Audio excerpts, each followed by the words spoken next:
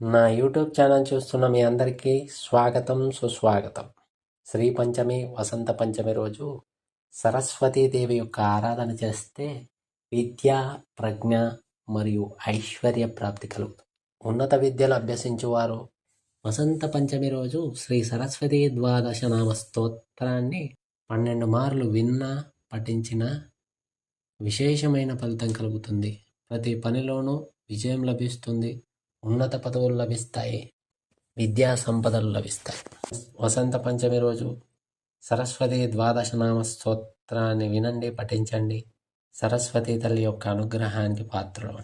శ్రీ సరస్వతి ద్వాదశ నామ స్తోత్రం.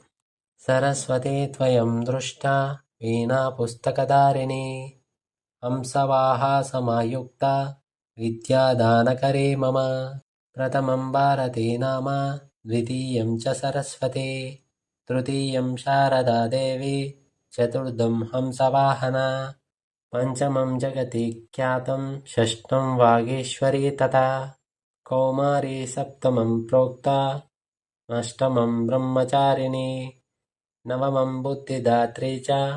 దశమం వరదాయిని ఏకాదశం శుద్రఘంటా ద్వాదశం భువనేశ్వరి బ్రాహ్మీ ద్వాదశ నామాని త్రిసంధ్యం పఠేన్నర సర్వసిద్ధికరీ తస్యా ప్రసన్న పరమేశ్వరి సరస్వతీ త్వయం దృష్టా వీణా పుస్తకధారిణి హంసవాహ సమాయుక్త విద్యాదానకరే మమ ప్రథమం భారతీ నామ ద్వితీయం చ సరస్వతి తృతీయం శారదా దేవి చతుర్థం హంసవాహన పంచమం జగతి ఖ్యాతం షష్ఠం వాగీశ్వరీ తథా కౌమారీ సప్తమం ప్రోక్త అష్టమం బ్రహ్మచారిణి నవమం బుద్ధిదాత్రీ చ దశమం వరదాయిని ఏకాదశం శుద్రఘంటా ద్వాదశం భువనేశ్వరి బ్రాహ్మీ ద్వాదశ నామాని త్రిసంధ్యం పఠేన్నర సర్వసిద్ధికరీ తస్యా ప్రసన్న పరమేశ్వరి సరస్వతీ త్వయం దృష్టా వీణా పుస్తకధారిణి హంసవాహ సమాయుక్త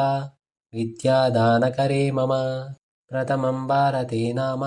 ద్వితీయం చ సరస్వతి తృతీయం శారదా దేవి చతుర్థం హంసవాహన పంచమం జగతి ఖ్యాతం షష్ఠం వాగీశ్వరీ తథా కౌమారీ సప్తమం ప్రోక్త అష్టమం బ్రహ్మచారిణి నవమం బుద్ధిదాత్రీ చ దశమం వరదాయిని ఏకాదశం శుద్రఘంటా ద్వాదశం భువనేశ్వరి బ్రాహ్మీ ద్వాదశ నామాని త్రిసంధ్యం పఠేన్నర సర్వసిద్ధికరీ తస్యా ప్రసన్న పరమేశ్వరి సరస్వతీ త్వయం దృష్టా వీణా పుస్తకధారిణి హంసవాహ సమాయుక్త విద్యాదానకరే మమ ప్రథమం భారతీ నామ ద్వితీయం చ సరస్వతి తృతీయం శారదా దేవి చతుర్థం హంసవాహన పంచమం జగతి ఖ్యాతం షష్ఠం వాగీశ్వరీ తథా కౌమారీ సప్తమం ప్రోక్త అష్టమం బ్రహ్మచారిణి నవమం బుద్ధిదాత్రీ చ దశమం వరదాయిని ఏకాదశం శుద్రఘంటా ద్వాదశం భువనేశ్వరి బ్రాహ్మీ ద్వాదశ నామాని త్రిసంధ్యం పఠేన్నర సర్వసిద్ధికరీ తస్యా ప్రసన్న పరమేశ్వరి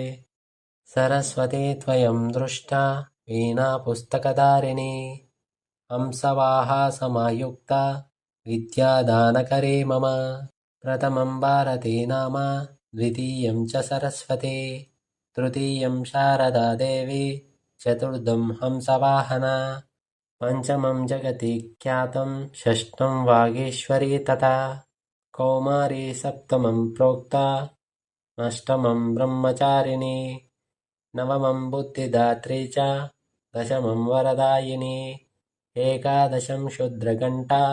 ద్వాదశం భువనేశ్వరి బ్రాహ్మీ ద్వాదశ నామాని త్రిసంధ్యం పఠేన్నర సర్వసిద్ధికరీ తస్యా ప్రసన్న పరమేశ్వరి సరస్వతీ త్వయం దృష్టా वीणापुस्तकधारिणी हंसवाहा समायुक्ता विद्यादानकरी मम प्रथमं भारती नाम द्वितीयं च सरस्वती तृतीयं शारदा देवी चतुर्थं हंसवाहना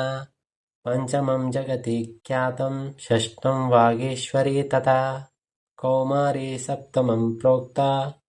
अष्टमं ब्रह्मचारिणी नवमं बुद्धिदात्री च दशमं वरदायिनी एकादशं शुद्रघण्टा द्वादशं भुवनेश्वरी ब्राह्मी द्वादशनामानि त्रिसन्ध्यं यः पठेन्नर सर्वसिद्धिकरी तस्या प्रसन्नः परमेश्वरी सरस्वती त्वयं दृष्टा वीणापुस्तकधारिणी हंसवाहा समायुक्ता विद्यादानकरी मम प्रथमं भारती नाम द्वितीयं च सरस्वती तृतीयं शारदा देवी चतुर्थं हंसवाहना पञ्चमं जगति ख्यातं षष्ठं वागीश्वरी तथा कौमारी सप्तमं प्रोक्ता अष्टमं ब्रह्मचारिणी नवमं बुद्धिदात्री च दशमं वरदायिनी एकादशं शुद्रघण्टा द्वादशं भुवनेश्वरी ब्राह्मी द्वादशनामानि त्रिसन्ध्यं यः पठेन्नर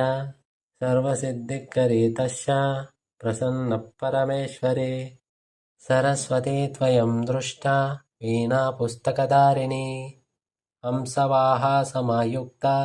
विद्यादानकरी मम प्रथमं भारती नाम द्वितीयं च सरस्वती तृतीयं शारदा देवी चतुर्थं हंसवाहना पञ्चमं जगति ख्यातं षष्ठं वागीश्वरी तथा कौमारी सप्तमं प्रोक्ता अष्टमं ब्रह्मचारिणी नवमं बुद्धिदात्री च दशमं वरदायिनी एकादशं शुद्रघण्टा द्वादशं भुवनेश्वरी ब्राह्मी द्वादशनामानि त्रिसन्ध्यं यः पठेन्नर सर्वसिद्धिकरी तस्या प्रसन्नः परमेश्वरी सरस्वती त्वयं दृष्टा वीणापुस्तकधारिणी हंसवाहा समायुक्ता विद्यादानकरी मम प्रथमं भारती नाम द्वितीयं च सरस्वती तृतीयं शारदा देवी चतुर्थं हंसवाहना पञ्चमं जगति ख्यातं षष्ठं वागीश्वरी तथा कौमारी सप्तमं प्रोक्ता अष्टमं ब्रह्मचारिणी नवमं बुद्धिदात्री च दशमं वरदायिनी एकादशं शुद्रघण्टा द्वादशं भुवनेश्वरी ब्राह्मी द्वादशनामानि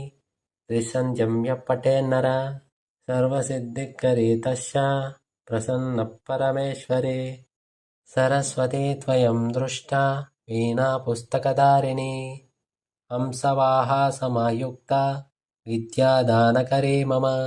प्रथमं भारती नाम द्वितीयं च सरस्वती तृतीयं शारदा देवी चतुर्थं हंसवाहना पञ्चमं जगति ख्यातं षष्ठं वागीश्वरी तथा कौमारी सप्तमं प्रोक्ता अष्टमं ब्रह्मचारिणी नवमं बुद्धिदात्री च दशमं वरदायिनी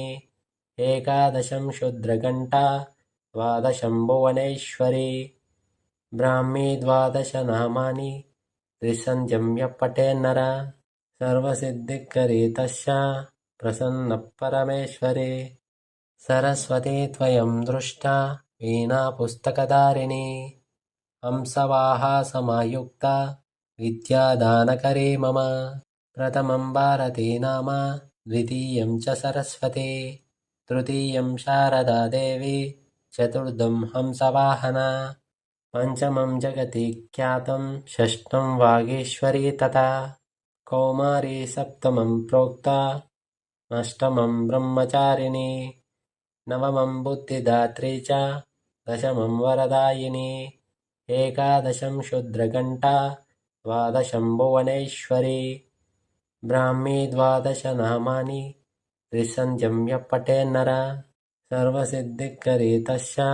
प्रसन्नः परमेश्वरी सरस्वती त्वयं दृष्टा वीणा पुस्तकधारिणी हंसवाहा समायुक्ता विद्यादानकरे मम प्रथमं भारती नाम द्वितीयं च सरस्वती तृतीयं शारदा देवी चतुर्थं हंसवाहना पञ्चमं जगति ख्यातं षष्ठं वागीश्वरी तथा कौमारी सप्तमं प्रोक्ता अष्टमं ब्रह्मचारिणी नवमं बुद्धिदात्री च दशमं वरदायिनी एकादशं शूद्रघण्टा द्वादशं भुवनेश्वरी ब्राह्मी द्वादशनामानि त्रिसन्ध्यं यः पठेन्नर सर्वसिद्धिकरी तस्या प्रसन्नः परमेश्वरी